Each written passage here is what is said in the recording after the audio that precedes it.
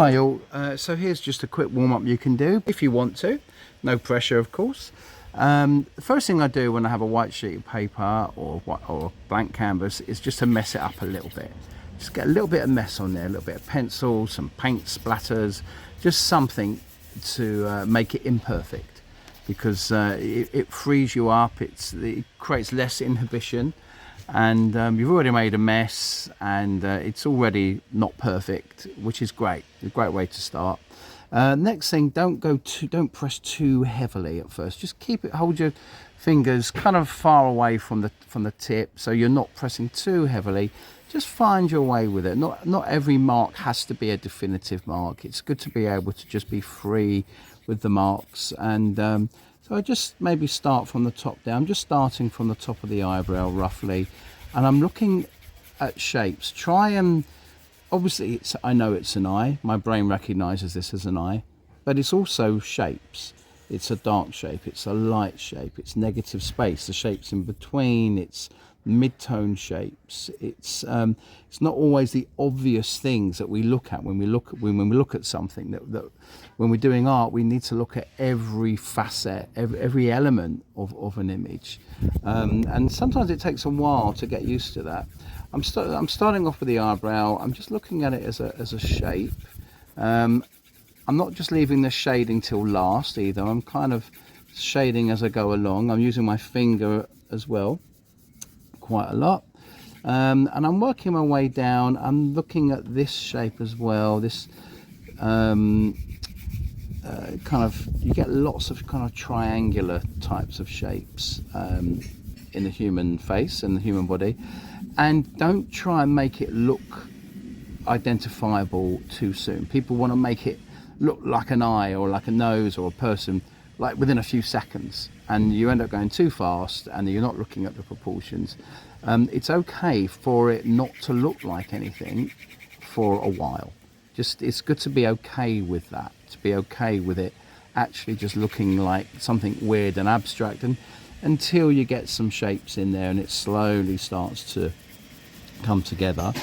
The features and the shading and the shadows are kind of one thing. Try not to leave the shading till last as an afterthought. Look at the shapes of the shadows. There's a lovely shape here.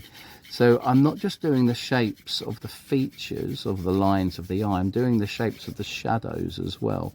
The shadows and the features kind of intermingle quite often with most things, rather than seeing them as separate entities. I'll maybe start to go a little bit harder now, just to get that line in. I come in with my rubber. Rubbers aren't just for rubbing out mistakes, they're also for sculpting in the light. All of these things, obviously, I'll show you a lot more on Saturday. Coming down here, working my way down, still doesn't look like an eye, that's fine.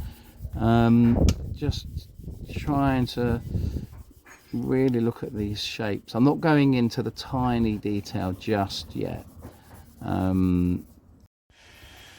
At first things just look like gentle curves, but when you look at them more closely, curves often have angles. So there's an angle here. I call them soft angles, but it's really good to be aware of those angles. I'm going to shade that whole area, and then I'm just going to dig out that highlight with the rubber. It's great drawing with a rubber. You're drawing the light in with the rubber. Now I'm kind of working my way down. Let's start with the eye. So I'm not just looking at the positive space, the eye, I'm looking at the negative space as well, the white bits of the eye. We often, when we're drawing, we look at the things that we're used to looking at, people's eyes, really. And so when we're drawing faces, we tend to look at the eyes, and then everything else is a little bit quick as an afterthought, because we're not used to looking at people's noses or the shape between their eyes or their mouths. But when you're drawing a face, you really want to look at every single part of it, even the shadow on the white of the eye, even the glint of light in the corner of the tear duct. All of these things that we're not used to looking at, we have to train our vision is something that is active, it's not passive. So we have to train ourselves. You know, for example, we often think of an iris as being round, but actually if you look closely, it's kind of slightly bulgy in some areas. And so it's about kind of challenging preconceptions that we have of the world and of people's faces, and just looking at things as shapes, almost abstract. And all of these abstract shapes, shadows, light, negative space, all of these things come together to form something recognizable that we call a face or an eye. Let's get this little square, nice little bit of light in there. And there's some shadows here of the eyelashes. I'm being fair, I'm not going into 100% detail just yet. I'm kind of keeping my observation skills kind of maybe at 50% at the moment. I might turn them up to maybe 90% or 100% later. I guess now it's starting to look maybe a bit like an eye. I'm going to go a little bit harder here just to get some of that lovely contrast. See how the shadow underneath the eye links in with the eye. You know, these things aren't just completely separate. Shadows are like rivers, you know, they link things together. And look at the shape. You know, we often think of faces and eyes as being symmetrical, left to right, top to bottom, but they're really not. Look at the difference between the curve at the top and the curve at the bottom. It's completely different. This comes right down there. Let's just shade this whole area in, smudge with my finger. I love getting stuck in to a drawing or a painting with my hands. Very kind of, it's nice to be tactile with it. And then I'm going to use my rubber just to dig out this little bit here.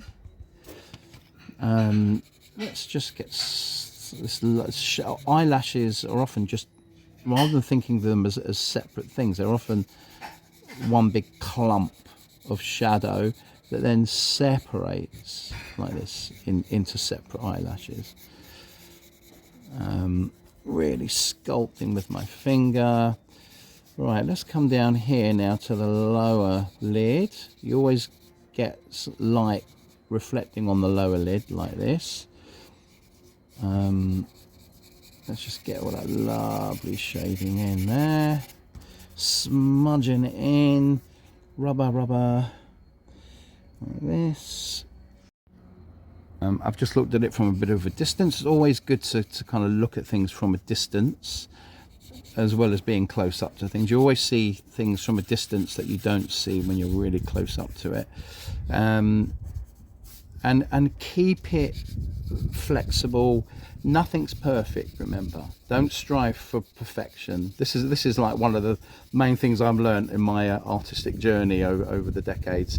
Don't go for perfection, go for excellence, because excellence incorporates mistakes, errors, drips, splashes, and it incorporates all of those things and works with them and through them, and sometimes they can turn out to be the best bits.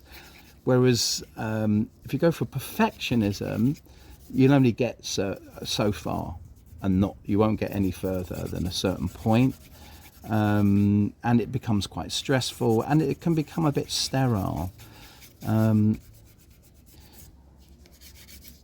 So don't think of things as being mistakes, just think of them as being all part of the process. And there's some nice shapes down here. There's a lovely angle. Look at the angle. You know, I often put my pencil there, and then I can see the angles kind of more clearly. And there's another second light bag. These aren't, people often get very embarrassed about drawing bags. It's as if they're bad things, that, you know, of age or because you haven't slept very well. But even babies have bags under their eyes. The reason is because eyes are like big golf balls stuck in your head, so they bulge out, and so everything is bulging out, so things are catching the light and then they're creating shadows. So that's why we have these kind of big shadows underneath our eyes. Really just going for that. And now I'm kind of, let's just get this lovely blanket shadow over that whole area. Now I can, if I wanted to, I could really go back into this and start to maybe do a new, you know, I can go a bit darker, can pick out some of these contrasts. I can really look at a slightly deeper level now, or you know, maybe start to get some of the textures, maybe some of these individual hairs on the eyebrow and on the